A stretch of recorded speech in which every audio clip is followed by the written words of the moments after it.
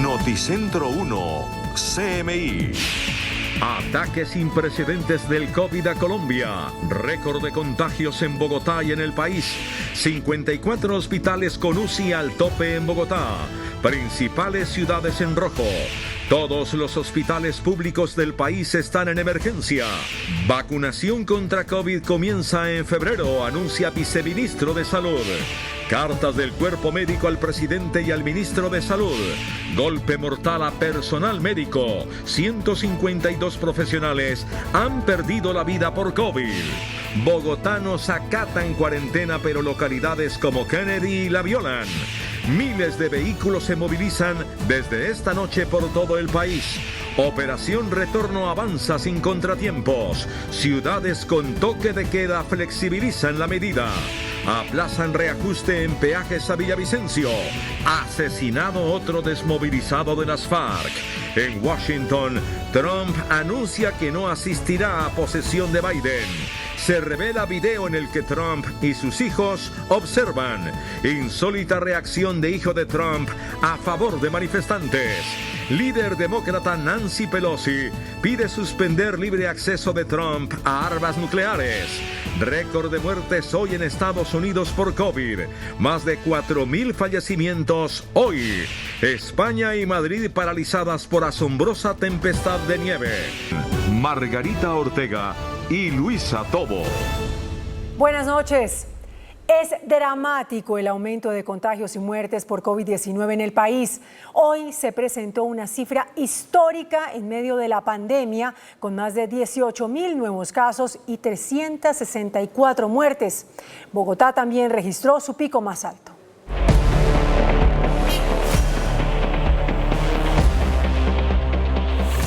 La cifra más alta y crítica de nuevos contagios por COVID-19 se presentó este viernes en el país, con otros 18.221 contagios. También fue una cifra récord en Bogotá, donde se contagiaron 6.107 personas en solo 24 horas. Antioquia registró más de 2.700 casos y Valle del Cauca más de 1.200. A la fecha en el país ya se han infectado de COVID-19 1.755.568 personas.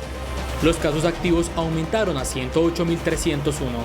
Los gremios médicos hacen un llamado para que en este puente festivo se cumplan los protocolos de bioseguridad para que las cifras no empeoren. Procurar celebrar estos reyes en familia, lavándonos las manos, utilizando bien el tapabocas, guardando distanciamiento físico, evitando salir a aglomeraciones, las fiestas y reuniones definitivamente posponerlas, igualmente que los viajes. Los fallecidos reportados para este viernes por parte del Ministerio de Salud fueron 364. Ya por el virus han muerto 46.431 colombianos. Este ha sido el comportamiento en la curva de contagios en los últimos 5 días. El 4 de enero, cuando eran más de 10.300 personas contagiadas, y hoy 8 de enero con más de 18.000. En este otro gráfico se observa el comportamiento de las muertes. El 4 de enero, cuando eran más de 220, y hoy con más de 360. 54 hospitales en Bogotá ya están con sus unidades de cuidados intensivos al tope. La ocupación sigue subiendo de manera acelerada. Hoy, de cada 100 camas de cuidados intensivos, 88 están ocupadas. Cada vez son menos las camas de cuidados intensivos en Bogotá. Los contagios siguen disparados y las UCI se acercan peligrosamente al tope. Este viernes la ocupación llegó al 88%. Bogotá continúa presentando un preocupante aumento en el porcentaje de ocupación de las unidades de cuidado intensivo.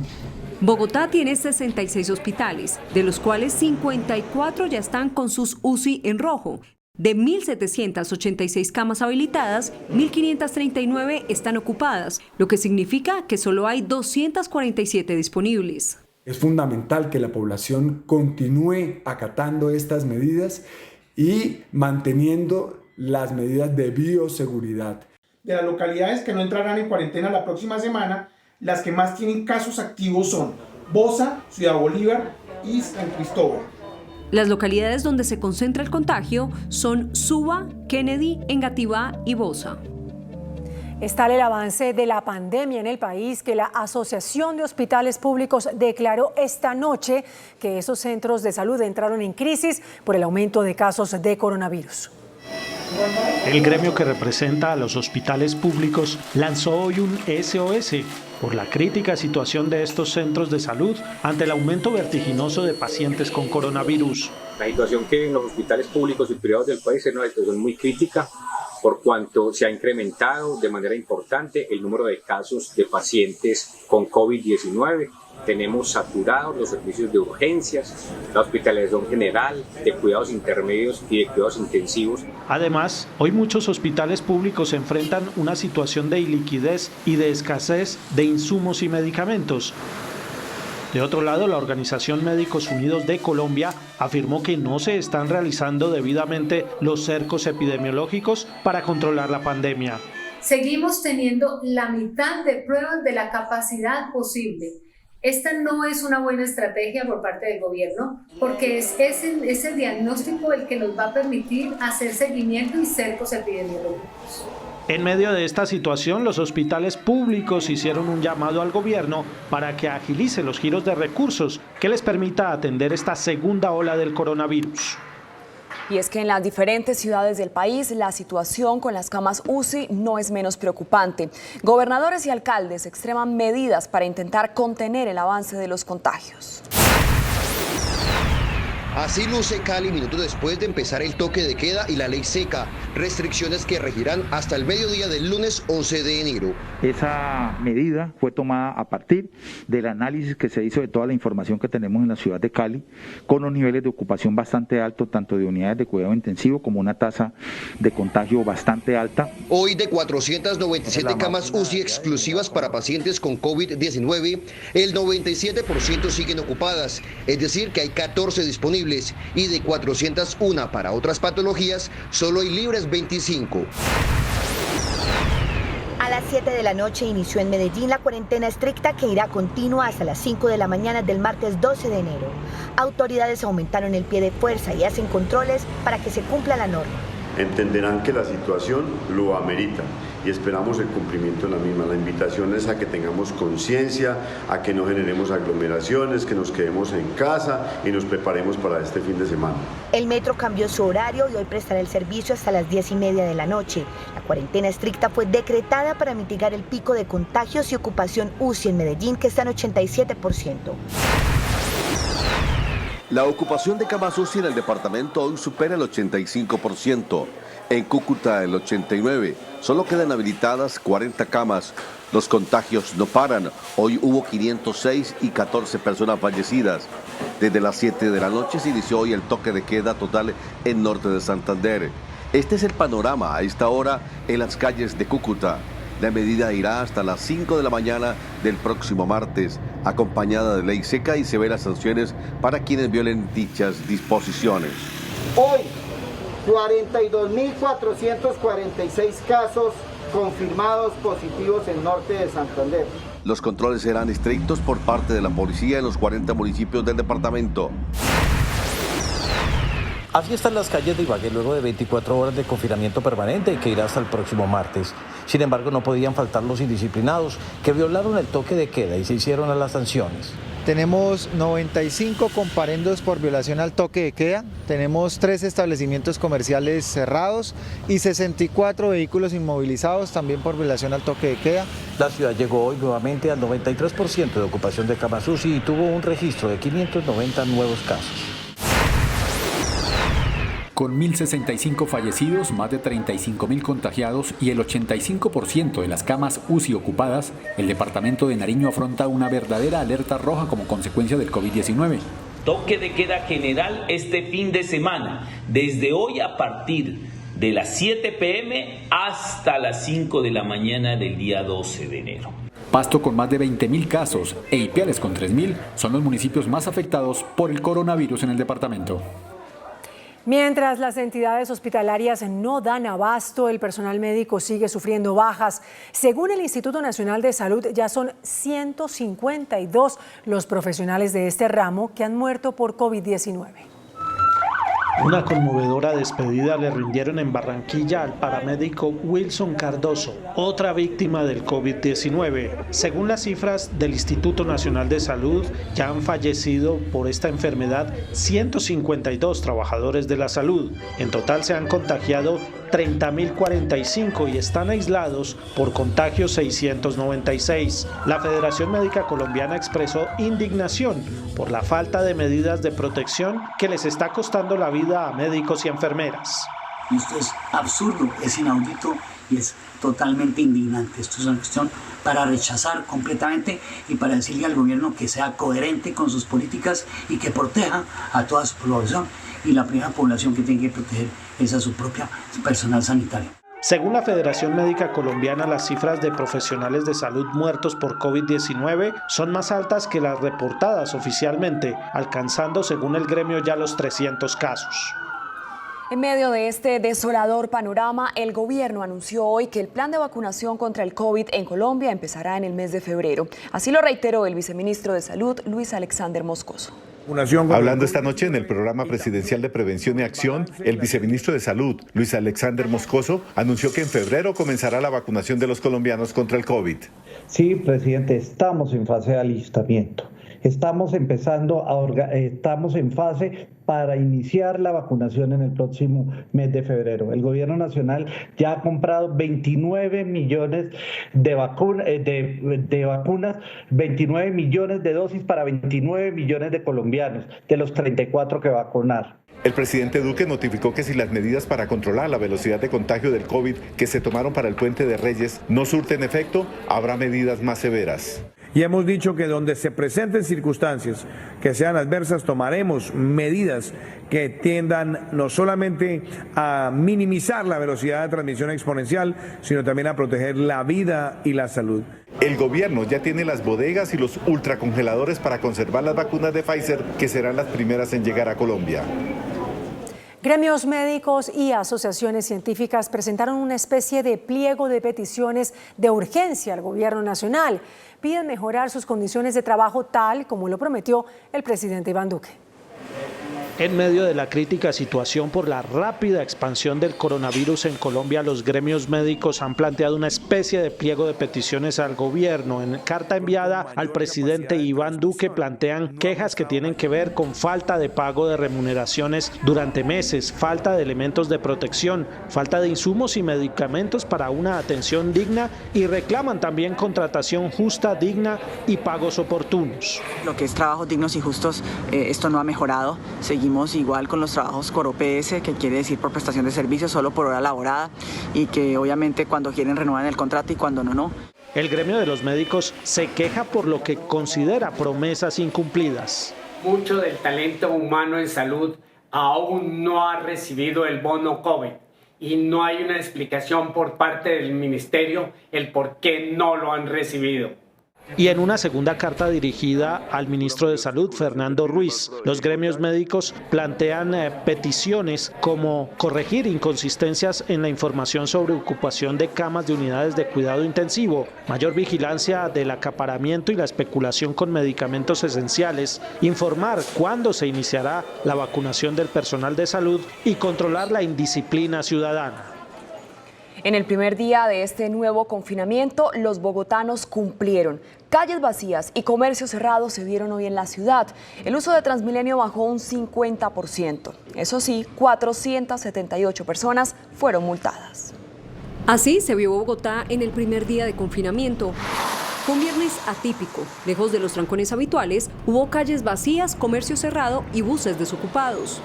Aunque en las primeras horas del día se vieron algunas aglomeraciones en el sur, sobre todo en los alrededores de Corabastos, a donde llegaron cientos de ciudadanos a abastecerse. La gente no entiende, no tomamos conciencia. Somos voluntariosos, creemos que todos nos lo merecemos y por eso estamos como estamos. En el norte de la ciudad hubo soledad. Está muy sola la ciudad, está muy sola. Hay poco flujo vehicular. Los trapos rojos aparecieron en varios sectores y algunos vendedores informales desafiaron la cuarentena por necesidad. ¿Por qué decidió salir usted hoy? Uy, no, porque tengo un bebé y pago arriendo todos los días. Hasta los taxistas sintieron el golpe del confinamiento. Un día normal entre 15, 17 carreras. Y hoy, por ejemplo, yo llevo 2 carreras desde las 6:30 de la mañana que salí. La alcaldesa anunció nuevos subsidios para 217.000 familias con restricción. A los hogares pobres, por estos días adicionales de cuarentena, les vamos a dar una ayuda adicional de 120.000 pesos por estos días, y a los hogares que no están en pobreza, pero sí en vulnerabilidad, les vamos a dar un giro adicional de 80.000. Con más de 100 puestos de control, las autoridades vigilaron el cumplimiento de la medida.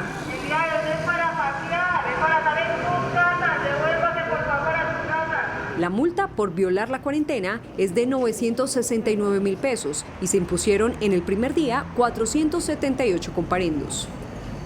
En contraste con el buen comportamiento del resto de capitalinos, en la localidad de Kennedy fueron sorprendidos decenas de jóvenes en fiestas clandestinas en clara violación al toque de queda. Trago y drogas fueron incautados por la policía. A pesar de las restricciones impuestas por la Alcaldía de Bogotá y de las altas cifras de contagios y muertes en la capital por COVID-19, la Policía Metropolitana de Bogotá encontró una primera fiesta clandestina a las 9:30 de la mañana, donde más de 50 jóvenes fueron sorprendidos violando las normas de bioseguridad a plena luz del día en un establecimiento. 130 comparendos de parte de la Policía de Tránsito en cuanto a violación de la movilidad por la restricción, y de aproximadamente 152 comparendos por violación del artículo 35, numeral 2, que tiene que ver con la cuarentena. Unas horas más tarde, en otro establecimiento de la misma localidad de Kennedy, fueron sorprendidas más de 40 personas en otra fiesta clandestina, donde mujeres y hombres consumían licor y estupefacientes. Estamos haciendo ejercicios de inspección, vigilancia y control en la zona de la 1 de Mayo, que es una zona que tiene bastantes bares, gastrobares y diversos lugares, y hemos encontrado fiestas clandestinas que se realizan a puerta cerrada. El llamado es a toda la ciudadanía para que cumplan con las medidas impuestas por la alcaldía y a los jóvenes, quienes hasta el momento han sido los más indisciplinados. Varias universidades le siguen el rastro a la cepa británica del COVID-19. Según el director del Departamento de Virología de la Universidad del Bosque, Jaime Castellanos, es presumible que esta cepa ya esté circulando en el país. Varias universidades con laboratorios de virología analizan muestras de contagiados con coronavirus para establecer si la nueva cepa británica del COVID-19 ya se encuentra en Colombia o no. Hasta el momento no se han encontrado la nueva cepa, pero es presumible que haya ingresado en el último mes por medio de individuos que han migrado desde Inglaterra a Colombia, introduciendo la nueva cepa. También se investiga la posible relación de la nueva cepa con el aumento vertiginoso de los contagios del virus COVID-19 en Colombia. Es cuestión de tiempo detectarla y poder evaluar si realmente el aumento en los casos recientes se debe a la circulación de esta nueva cepa. La cepa británica del coronavirus descubierta recientemente tiene una mayor velocidad de contagio, por lo que no se ha descartado que esta segunda ola del virus en Colombia esté relacionada con esa variante. Acogiendo recomendaciones del gobierno nacional, el alcalde de Cartagena decretó el toque de queda nocturno para prevenir aumentos de contagios de COVID. Como medida para evitar que la capital de Bolívar llegue al nivel de alerta de otras ciudades, la alcaldía decretó el toque de queda. El día sábado, es decir, que a partir de las 12 de la noche de esta noche arranca el toque de queda todos los días hasta el día martes a las 5 de la mañana. Por su parte, el alcalde William Dawa anunció que en la ciudad se adelanta un estudio desde el mes de septiembre para establecer si en la ciudad ha circulado la nueva cepa del virus ante la llegada de viajeros internacionales. Para este fin de semana también se realizarán estrictos controles en las playas y en los puntos de zarpe, con el fin de que propios y turistas no lleguen a lugares como Cholón, donde hay total restricción. El gobierno le reclamó esta noche a la alcaldesa de Bogotá, Claudia López, por afirmar que han incumplido el cronograma de vacunación para la capital colombiana. El ministro de Salud, Fernando Ruiz, y el secretario de la Presidencia, Diego Molano, aseguraron que la mandataria local quiere eludir responsabilidades. El ministro de Salud, Fernando Ruiz, en su cuenta de Twitter le respondió a Claudia López: alcaldesa, deje de poner cortinas de humo a su responsabilidad sobre el contagio de Bogotá. Ministerio de Salud no ha hecho más que apoyarla. Nunca nos hemos comprometido en fechas de vacunas ni hemos cerrado opción de compra. Enfoquémonos en sacar a la ciudad de la crisis. Por su parte, el secretario general de la Presidencia, Diego Molano, le dijo a la alcaldesa que estaba mal informada. Seguramente por las vacaciones de la alcaldesa, ella no conoció el plan de vacunación que fue informado al país a mediados de diciembre. Ese plan de vacunación, que es muy serio y que fue presentado por el ministro de Salud, señala que el cronograma de inicio de la vacunación será en febrero, llegará a 36 millones de colombianos, será totalmente gratuito. Diego Molano también dijo que el gobierno nacional ha apoyado económicamente a más de 2 millones de habitantes de Bogotá en condiciones de vulnerabilidad. Miles de vehículos se movilizan a esta hora por las principales vías del país. En Bogotá y los municipios vecinos se estima la mayor movilización según la Policía de Tránsito y Transporte. Nuestro periodista Stig Luenga se encuentra a esta hora en uno de los puestos de control. Stig, buenas noches. ¿Cuál es la situación? Luisa y Margarita y televidentes, muy buenas noches, los saludo hasta ahora desde el municipio de Soacha, Cundinamarca, donde es masiva la salida y también la llegada de vehículos por este paso. Según las autoridades, son más de 30.000 los vehículos que han salido a esta hora de la capital. El día de hoy se han desplazado más de 36.000 vehículos hacia afuera de la ciudad. Han ingresado un poco más de 27.000 vehículos. Sin embargo, tenemos una importante disminución referente al año anterior, que es de más del 60%. En el departamento de Cundinamarca se ha movilizado la mayor parte de vehículos, tanto particulares, motos y buses intermunicipales. Durante el día de hoy se han movilizado por las vías del departamento de Cundinamarca cerca de 110.000 vehículos, de acuerdo al conteo que hacemos en los diferentes peajes. Ante la restricción de toque de queda en Bogotá, fueron sancionados decenas de conductores por movilizarse sin estar bajo ninguna excepción. Hemos impartido más de 290 comparendos a personas que se han movilizado sin estar dentro de las excepciones del decreto de la ciudad. Se estima que durante este puente festivo se movilicen por todas las vías del país cerca de 3 millones de vehículos. Desde el municipio de Soacha, Cundinamarca, informó Stig Luengas para Noticentro 1 CMI. Stig, muchas gracias. Y tras una reunión de urgencia del gobernador del Meta, congresistas y delegados del concesionario, quedó suspendido el aumento de los peajes en la vía Bogotá-Villavicencio.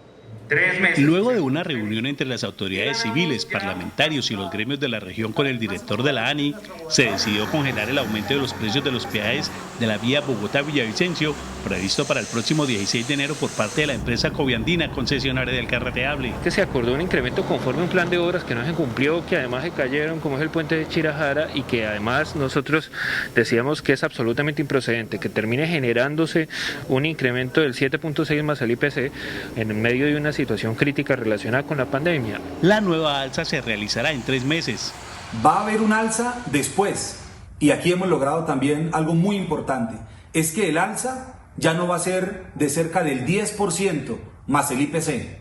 El alza que se va a hacer no va a superar el 3% más el IPC, o sea, menos de la mitad de lo que se estaba estableciendo.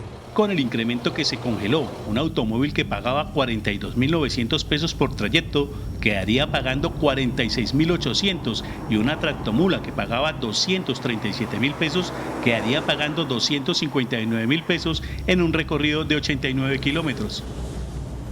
El asesinato de desmovilizados no cesa. En Cali, el homicidio de otro exguerrillero de las FARC eleva la cifra a 252 personas desde la firma de los acuerdos de paz. El nuevo excombatiente muerto de las FARC es Diego María Yules Rivera, quien llegó a Cali hace algunos meses y había encontrado trabajo como mototaxista en la capital vallecaucana. Esta situación se presenta a las 6:20 de la tarde en el sector de Los Chorros. Una persona de 39 años quien, según las informaciones preliminares, se dedicaría al transporte informal o al mototaxismo. Al parecer es agredida por su parrillero, quien le propina impactos de arma de fuego por la parte posterior de su cabeza. Con Diego Yule asciende a 252 el número de excombatientes de las antiguas FARC asesinados desde la firma del acuerdo de paz en 2016 y el tercero en lo que va corrido del 2021. Los dirigentes del partido FARC pidieron al gobierno garantías para los firmantes de la paz. Exigimos una vez más al gobierno nacional, a este gobierno indolente, garantías de vida para nuestro proceso de reincorporación. El partido FARC pidió la urgente implementación del acuerdo de paz que incluye una protección especial para los exguerrilleros. El consejero presidencial para la estabilización, Emilio Archila, respondió hoy al informe del secretario de Naciones Unidas, Antonio Guterres, sobre los acuerdos de paz. Dijo que la administración Duque avanza positivamente en la implementación de lo pactado por el Estado con las FARC. Como responsable del desarrollo económico y social de los acuerdos con las FARC, el consejero presidencial Emilio Archila respondió hoy al informe del secretario de Naciones Unidas, Antonio Guterres, quien expresó preocupación por los más de 250 asesinatos de excombatientes desde la firma de la paz con las FARC. Sí hay una política de protección de desmovilizados, dice Archila.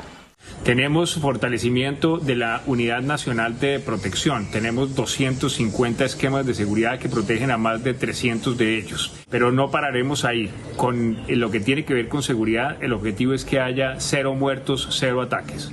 El secretario de la ONU le pide al gobierno y a las FARC que tengan una relación armónica en las instancias decisorias. Archila responde que así se está haciendo. La CECIVI, la instancia en donde se hace seguimiento por parte de 3 representantes de las FARC y 3 representantes del gobierno, debería haberse podido terminar hace 2 años y nosotros la hemos venido renovando año a año y las vamos a seguir renovando por todo el tiempo que sea necesario. El señor Archila también precisó que todos los programas sobre víctimas, cultivos ilícitos, proyectos productivos, entre otros, avanzan por buen camino. La Sociedad de Activos Especiales, SAE, tiene un registro de 9.802 inmuebles incautados en procesos de extinción de dominio que están ocupados ilegalmente en varias regiones del país. Mientras esto sucede, los procesos de extinción de dominio no avanzan en litigios de hasta hace 20 años. La Sociedad de Activos Especiales SAE, entidad encargada de administrar los bienes incautados en los procesos de extinción de dominio, aseguró que 9.802 predios que están en este proceso se encuentran ocupados ilegalmente.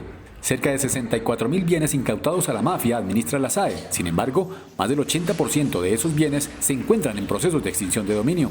Y es que según el ex vicefiscal Francisco José Cintura, la Fiscalía General incautó durante 2020 8.300 bienes por un valor de 12 billones de pesos. Sin embargo, los procesos de extinción de dominio no avanzan en detrimento del Estado.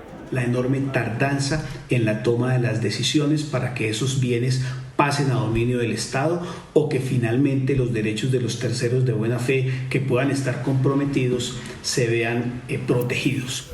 Tenemos procesos de 20, 30 años casi sin decisión aún. Francisco José Cintura dijo que no hacen falta más leyes, sino una verdadera gerencia para aprovechar estos bienes. Y sobre el tema de bienes, el partido FARC reiteró su compromiso con la entrega de sus propiedades al Estado. Pastor Alape, coordinador de este proceso, aseguró que incluso esa desmovilizada guerrilla entregó una carretera de 150 kilómetros.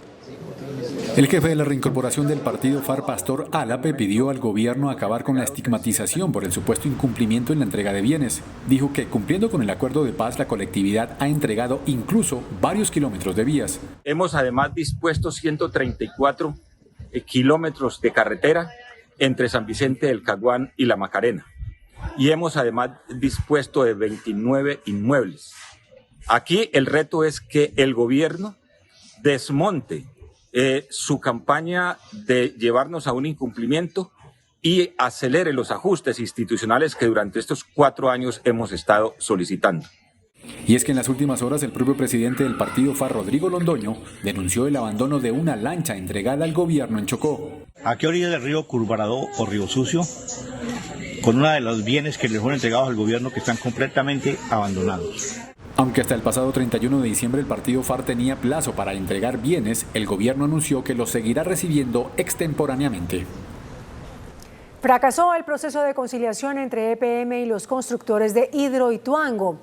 Así las cosas, seguirá adelante la demanda por 9.9 billones de pesos contra los consorcios responsables de la obra.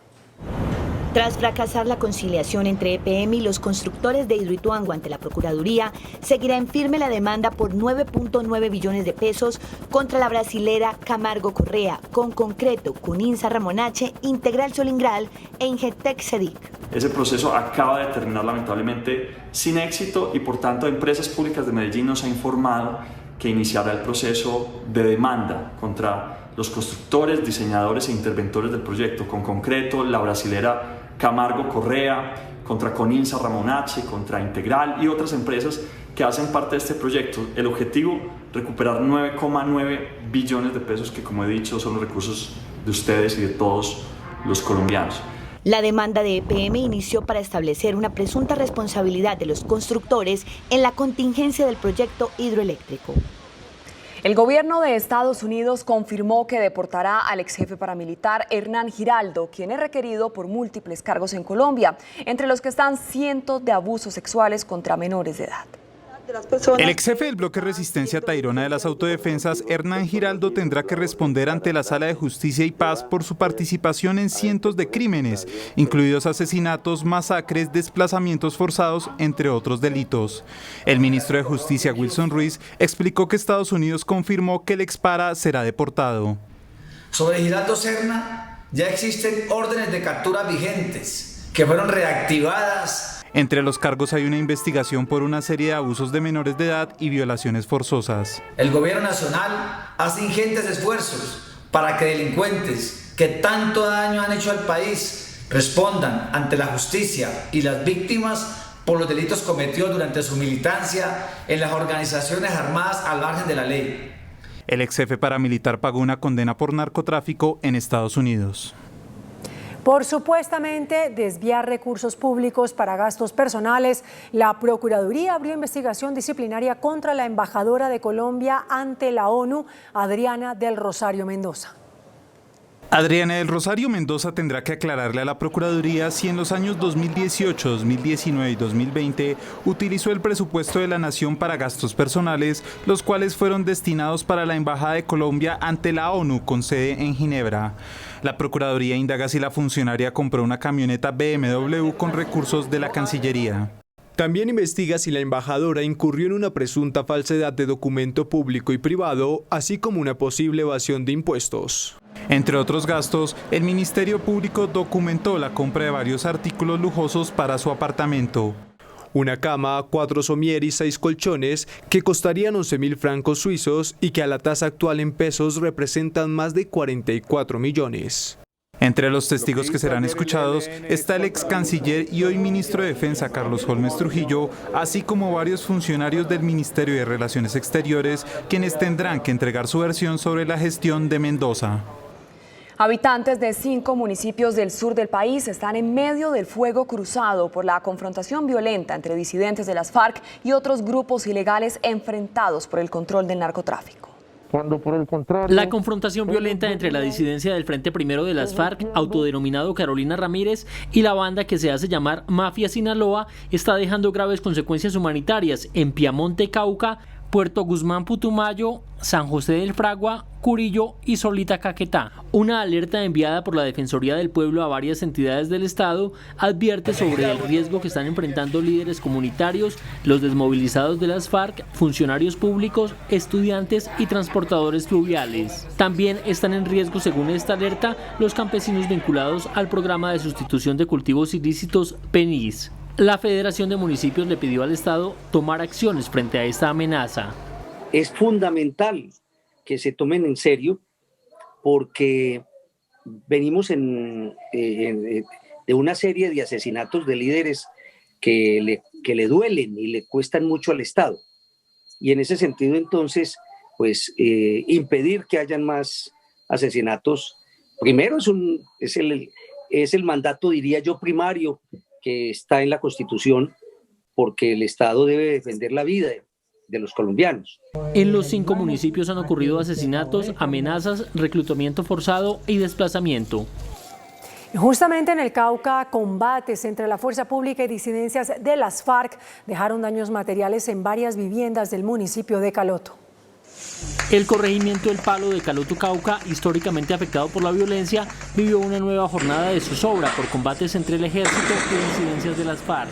Se presentaron enfrentamientos entre la fuerza pública y la disidencia de la FARC, Dagoberto Ramos, dejando como resultado afectaciones a algunas viviendas en la zona sin víctimas que lamentar, afortunadamente. Esta es la tercera acción armada en lo que va corrido este año en el Cauca.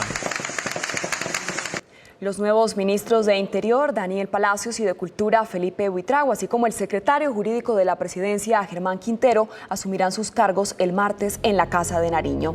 Germán Eduardo Quintero Rojas, de 45 años, abogado tolimense de la Universidad Sergio Arboleda, se posesionará como secretario jurídico de la Presidencia en reemplazo de Clara María González. Ha sido secretario general de los Ministerios de Hacienda, Comercio, Minas e Interior. Y los viceministros Daniel Palacios y Felipe Buitrago asumirán en Interior y Cultura respectivamente. El presidente Iván Duque presentó hoy desde la ciudad de Leticia la Política Nacional para el Control de la Deforestación y la Gestión Sostenible de los Bosques. Este plan de choque contra la deforestación señala que entre los años 2000 y 2019 Colombia perdió 2.8 millones de hectáreas de bosque. Si la deforestación continúa, Colombia perderá de aquí al año 2030 10 millones de hectáreas. Nosotros queremos marchar hacia que Colombia logre en el año 2030 reducir 51% sus emisiones de gases de efecto invernadero, que seamos un país carbono neutral en el año 2050, que logremos la meta de sembrar 180 millones de árboles en nuestra administración. La política antideforestación vincula a todas las entidades del Estado y requiere inversiones básicas por 714.144 millones de pesos.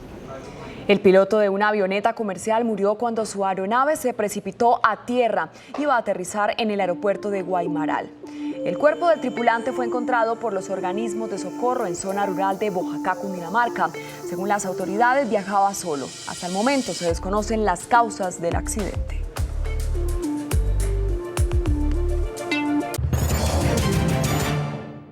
La confianza de los consumidores mejoró en diciembre, pero aún se mantiene en terreno negativo, según el reporte mensual de Fedesarrollo.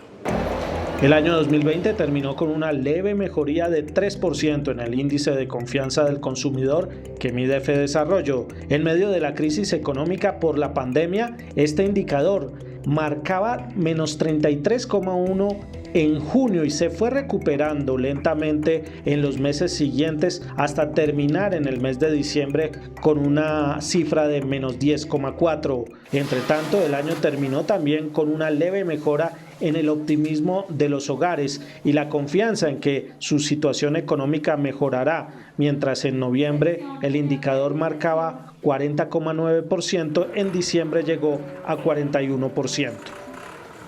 En pleno siglo XXI son millares los colombianos que aún no tienen servicio de energía eléctrica. Por esta razón, el Ministerio de Minas adelanta un plan de choque para llevarles luz a esas familias vulnerables. En Colombia es tan abismal la desigualdad social que la llegada de un servicio público a zonas apartadas es celebrada. Por eso el Gobierno Nacional entrega un positivo balance de aquellas familias a las que les llegó luz por primera vez. A corte del 31 de diciembre logramos llevarle la energía eléctrica por primera vez a más de 44.500 familias en 23 departamentos del país.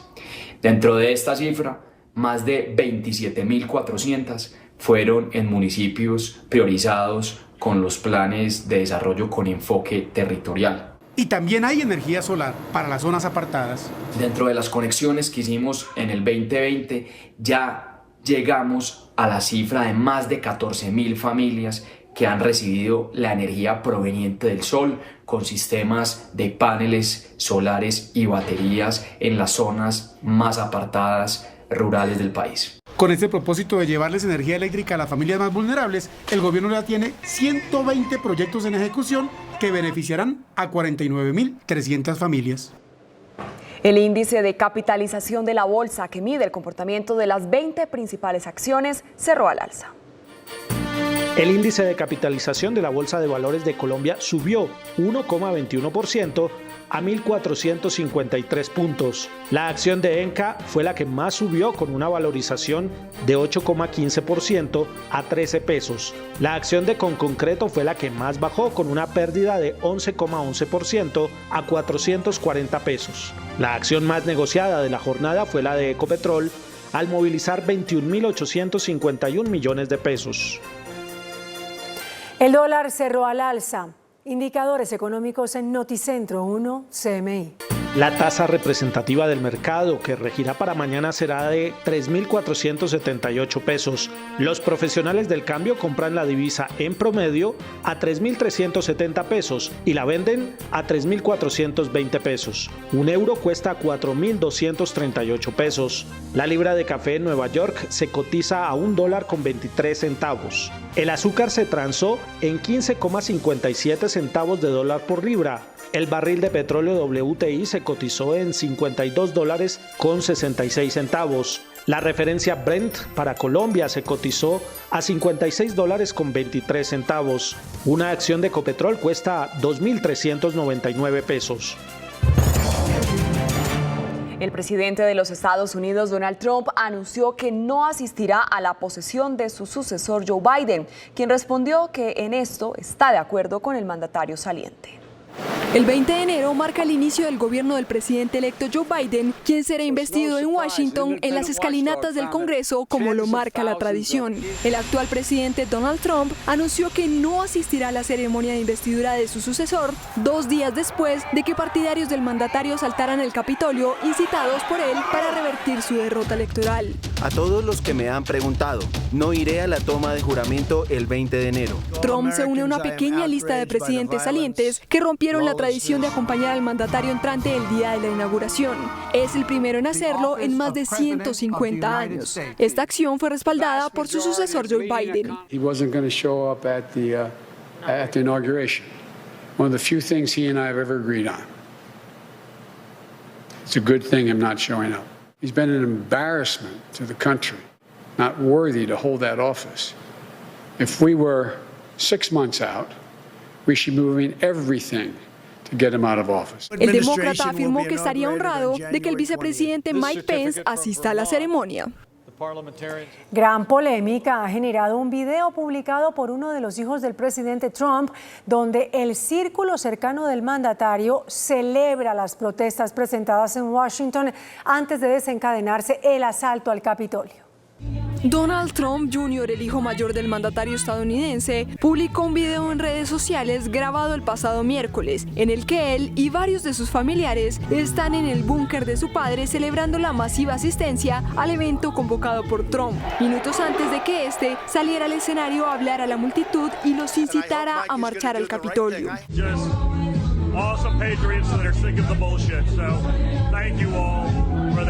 En el video aparece el presidente Donald Trump al lado de sus hijos Ivanka y Eric Trump, quienes están mirando unas pantallas que muestran lo que ocurre afuera en el escenario y en las calles, mientras de fondo sonaba la canción Gloria. La red social Twitter suspendió permanentemente la cuenta del presidente Donald Trump debido al riesgo de una mayor incitación a la violencia. El perfil de Trump ya había sido bloqueado temporalmente el pasado miércoles y algunos de sus tweets borrados, luego de que alentó la toma del Capitolio realizada por sus seguidores, a quienes llamó patriotas. Al republicano también le suspendieron indefinidamente sus cuentas de Facebook e Instagram. La líder de la Cámara de Representantes, Nancy Pelosi, pidió prohibir que en lo que resta del mandato del presidente Donald Trump, él pueda tener acceso a los códigos con los cuales son disparadas las armas nucleares.